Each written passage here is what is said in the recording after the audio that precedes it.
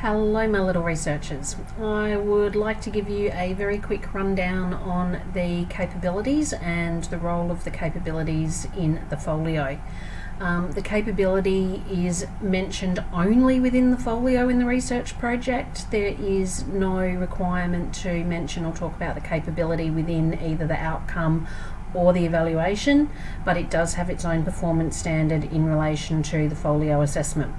So of the 4 performance standards that you are assessed for the folio, one of them talks specifically about the capability, which means that within those 10 pages there needs to be a high level of focus or a high level of relationship to a capability demonstrated within those pages. So if you go into, I am in the public drive, I'm in my folder, the research project folio. There is a folder in there which is number 7 and it's called the capabilities, and I will also transfer the documents that are important over to our team's classwork section for you as well. But this is where you will find them for the moment. I'm only going to show you about 4 things here. The rest you are more than welcome to have a look at any time, obviously, and decide whether or not they might be relevant for you. What I'm going to start with is the capability page ideas. So, one of the hardest pages to go back to and create after you have completed your research project is one which focuses on the capability. The best way and the most authentic way to show a link to your capability is when you show it through pages that you already have in your folio. So within each page itself you make some kind of reference to your capability and how that might be developed by what you are currently undertaking. The capabilities page is one which is mentioned every year by moderators and assessors as not being particularly well handled. So if it is done well, it's also one which helps to raise your folio to the higher grade bands. So the performance standards at the A band for the capability, it relates to D4 or development 4.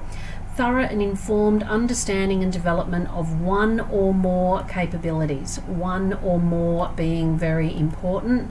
I would prefer that you stick to one, as that way you can do a thorough job of it. If you do more capabilities, it can be very difficult to demonstrate the thorough requirement within the A band. And as it says down here, what does thorough mean and what does informed mean? Thorough is the complete regard to every detail, not superficial or partial. So something which relates specifically to your research project and cannot be related to anyone else's, and it's not just done superficially, just scratching the surface. Informed is having or showing knowledge of a subject or situation. So demonstrating that you actually understand what, for example, critical and creative thinking is, or what the personal and social capability actually is and what it's about. There are many ways that you may wish to demonstrate this. You could annotate your folio pages to show where the capability is demonstrated. You could create a separate capability page within those 10 pages. You could use your logbook entries highlighting the capability focus within this, and again annotating and choosing specific entries to include in your folio later on where that capability has been highlighted. If you choose to create a separate page, how can you show thorough and informed development? Well, you go back to your proposal, and you are starting to write those at the moment, so you need to think about what you're putting in there. What did you state you were going to develop? If you stated that you were going to develop your critical and creative thinking skills, whereabouts has that been done? What have you done within your research project to help you develop that? Can you provide specific examples, and are those examples only able to be utilised within your research project, or are they more general and they would apply to anyone and everyone's? What's your evidence? So this is what I did, here is an example of what I did, here is my evidence of what I did. Where in your folio is the evidence of your capability? So within those 10 pages we need a reasonably significant focus on the capability. As I said, there are 4 performance standards. One of them relates to the capability. That technically means 25% of your folio should have some kind of link to the capability. So even a single capabilities page is probably not enough really to get you into that A band with regards to that performance standard. So what logbook entries have you done that are relevant and provide evidence? And again, over the course of the next 10 or 12 weeks, there will be some more opportunities for you to respond to questions and things that I will give you that talk about capability and ask you to reflect upon your capability. If we have a one-on-one discussion and you've made notes about that, has there been talk about your capability? Have you reflected upon that? Have you made some notes detailing what was said? What annotations have you done within your research that demonstrate your capability? Are there other ways that this can be shown? What can you create now to show your capability and how that might be thinking, or how you might be thinking about it when it comes to undertaking your research over the next few weeks? The reflections that you provide within your folio. And again, it's about detailing specific examples and discussing those with relation to the development of that capability. You need to use more than just one or two examples. It needs to be evident throughout the research project from your initial planning stage, which might mean, going back and annotating your Lotus diagram about thinking about capability and how it might be developed, how it might link to your research development, which will happen over the next, as I said, 10 to 12 weeks while you are becoming the expert in your topic, to writing your outcome and all of the drafting process, etc., and evaluating that at the end. All of those things can be demonstrated and shown within your folio and link to your capability. So remember, if you're aiming in the A band, you need to show thorough and informed development and understanding. So that's the first document that I have to show you. The next one that I want to have a quick look at is this one here. This is an example from another research project where a student has put together a page showing their planning with regards to their capability and used their journal or their logbook to give some examples. So their research question was, how can I produce and design a work plan suitable for a mural outside the local swimming pool? They chose as their capability the personal and social capability. Some of the things that they have decided to focus on with regards to that include participating actively and responsibly in learning, work and community life, and here's a couple of examples of how that happened. They have decided that they are going to be developing empathy for and understanding of others, and here's examples of how that has happened. Making responsible decisions based on that evidence, and again, here's some examples of how that's happened. Now, to back those pieces of evidence up, they have used journal extracts, and you'll notice that, they're not all from the same day. Some of them are probably only partial extracts from that day, but each of them have something which relates to these. So participating actively and responsibly in learning, work and community life.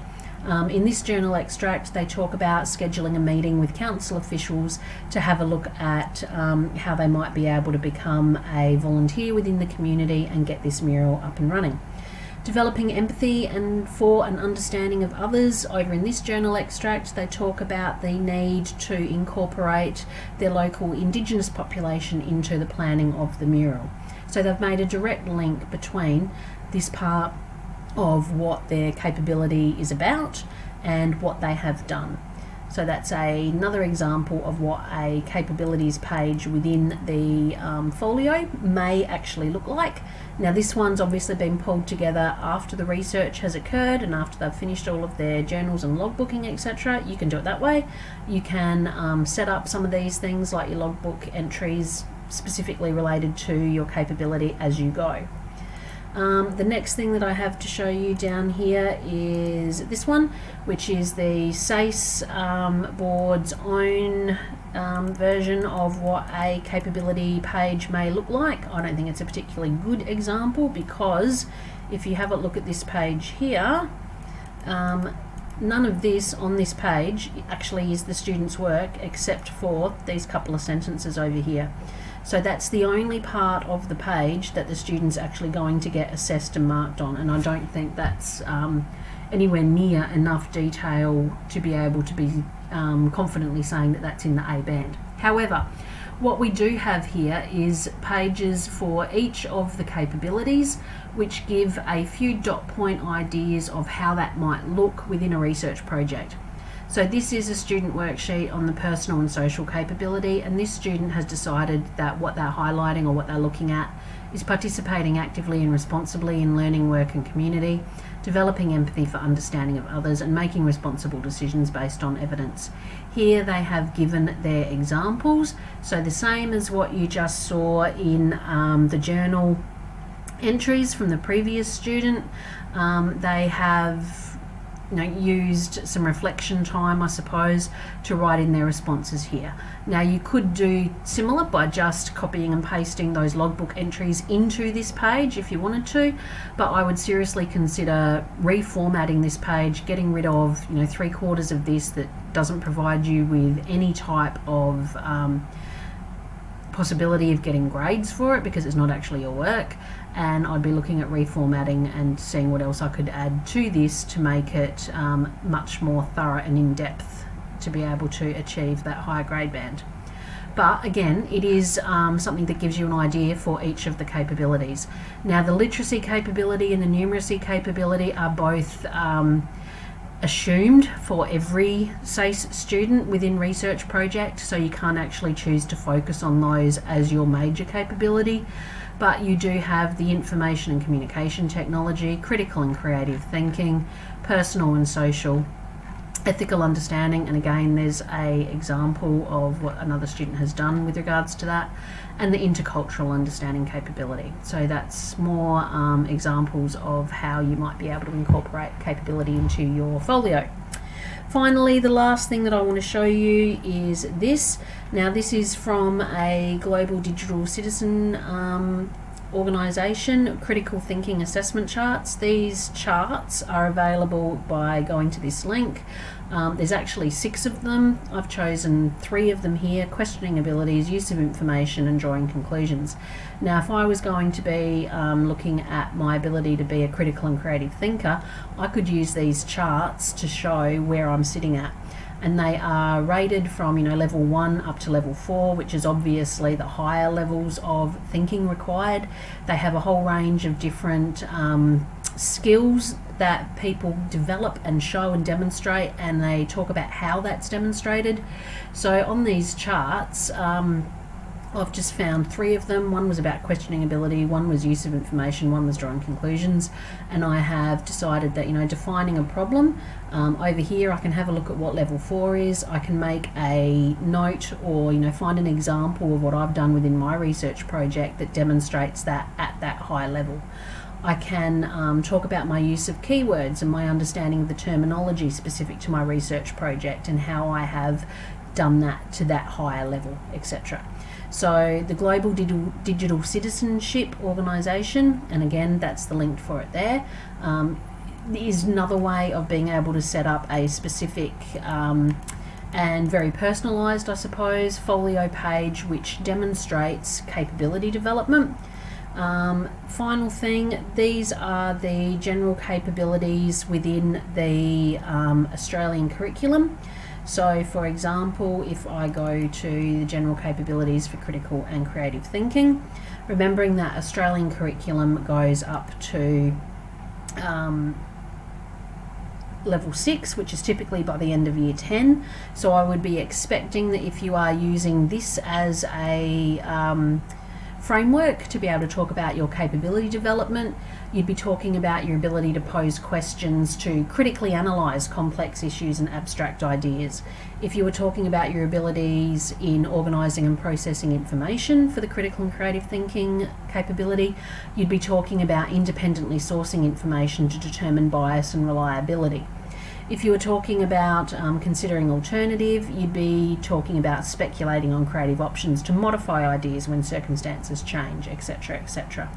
So those frameworks are also, a good starting point for you to be able to think about, well, what does my capability actually mean and what does it look like? And are there examples that I can demonstrate within what I'm doing? There are all of the ones for ethical understanding, information computing and technology. I can't remember what ICU is.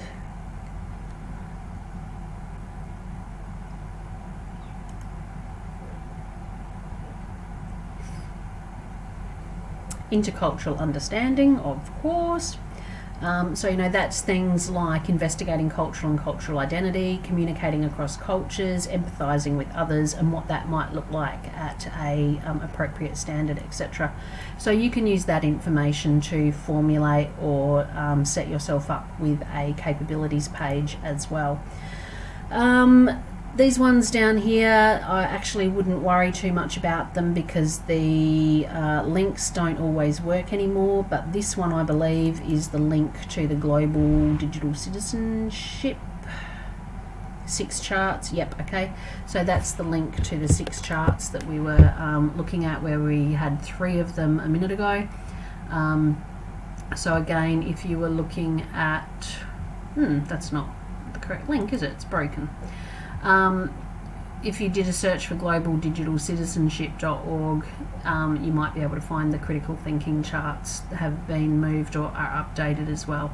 So that's just a very brief overview on the capabilities and what it might look like within the folio. If you'd like to see some actual examples of capabilities pages, remember, if you go back into the research project folder and into the exemplars, folio exemplars, if you pull up just about any of these, you will find that the students either have within them a capabilities page of some sort, or they will have spoken about within their folio their capability in the pages themselves. So let's just see if that's the case. Here's a student where they are talking about ethical responsibilities, ethical understandings, preliminary research, planning of time, critical and creative thinking. So here we have the use of that type of form within the SACE, from the SACE website. Some of these logbook entries will also hopefully make reference to the capability. Some of these annotations may make reference to the capability. Some of the discussion about the survey and who they contacted, etc., may also make reference to the capability. So that's how you should hopefully have that focused within there. But as I said, within the folio at the time being, it needs to be within the discussion within the proposal. So for example, let's have a look at Chloe Durden's. Is it going to open? Yep, okay. So within here, the capabilities I've chosen to focus are on critical and creative and personal and social. And then she's given a discussion, just a brief discussion at the moment, about how she thinks that's going to pan out within her research project. Okay, so that's what you need to do at the moment, but while you're doing that, you also need to be considering or thinking about, how am I going to demonstrate within the rest of my folio that capability. All right, that's it, no more. Thank you, bye.